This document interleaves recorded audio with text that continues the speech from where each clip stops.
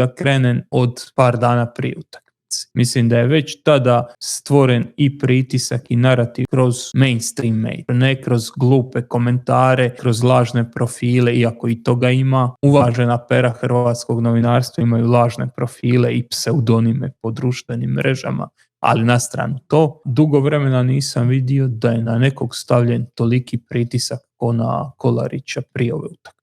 Mislim da je to jedan od najbizarnijih slučaja u hrvatskom dobu.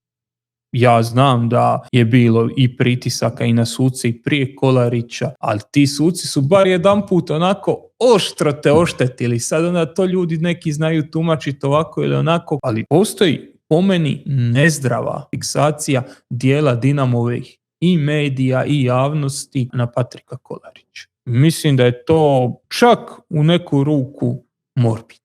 Ako govorimo iz Dinamove perspektive, pa mislim da taj kriterij išao gore dole i generalno je vodio loše utakmice. Ali što se tiče ovih glavnih odluka, one uopće nisu išle na štetu Dinama što se tiče Kolarića, nego i ga je VAR morao vraćati da on A dobro, gle, na posljedku je on opet pogledao to i donio na kraju njegova odluka, ali...